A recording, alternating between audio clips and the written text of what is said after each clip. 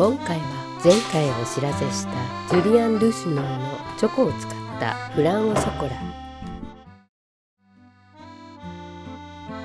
まずパイ生地から。卵黄1個、牛乳 39g。 卵黄の大きさで変わるのでこれは目安の量。牛乳と卵黄を合わせてよく攪拌します。中力粉 150g。 ダイス状に切ったバター 120g。 砂糖 23g。 自然塩 3g。 無糖ココア 20g。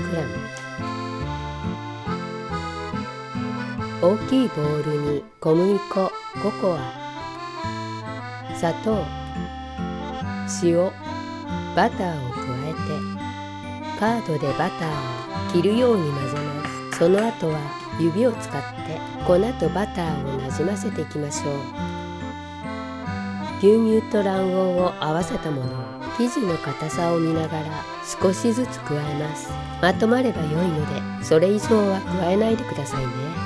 丸めたものを手で押しつぶして平らにしてラップにくるんで冷蔵庫で最低1時間30分寝かせましょう。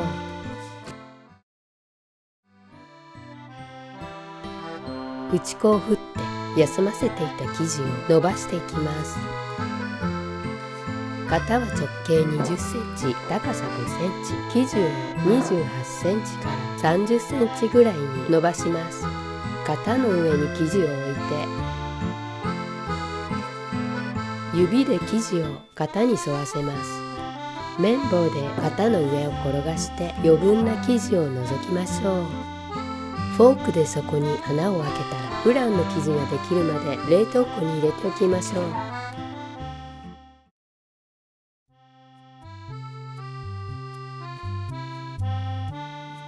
オーブンを170度に予熱。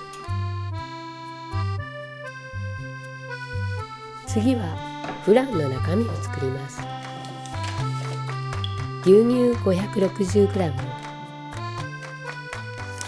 生クリーム 170g、 卵黄 120g。 これはだいたい卵7個分。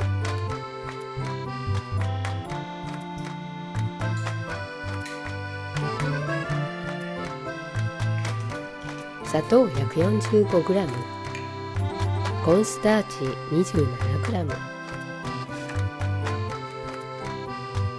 小麦粉 23g、 そしてカカオ 70% のブラックチョコレート。前回のパリのおやつでご紹介したジュリアン・ルシュノーの板チョコ。これだけだと足りないので今回はこれ有機栽培のチョコも使います。チョコを粗く刻みます。チョコレート 170g、 小麦粉とコーンスターチを混ぜてふるっておきます。鍋に牛乳と生クリームを加えて弱火で温めます。卵黄と砂糖を合わせて白っぽくなるまで泡立て器で混ぜ合わせましょう。そこにコーンスターチと小麦粉を合わせたものを加えてまた混ぜます。温めている牛乳と生クリームを沸騰直前で火から下ろして少しずつ混ぜながらボウルに加えていきます。その鍋に合わせたものを全部戻し入れて泡立て器で絶えずかき混ぜながら中火にかけます。とろみがついて沸騰直前になったら火から下ろしましょう。そこに刻んだチョコを加えてすべて溶けるまで混ぜ合わせましょう。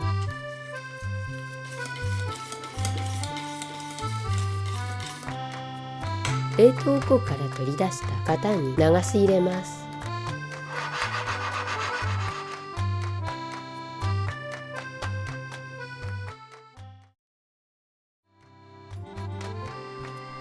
170度のオーブンで45分。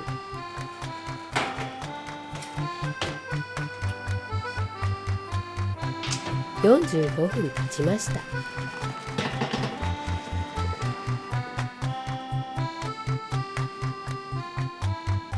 完全に冷めてから型から出しましょう。冷蔵庫で冷やしておいて召し上がる30分前に取り出して室温に戻してからいただくと美味しく召し上がれますよ。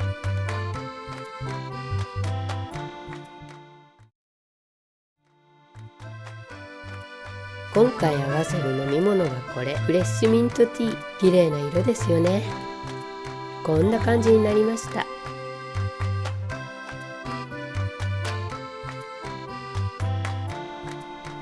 ジュリアンに負けてないかな。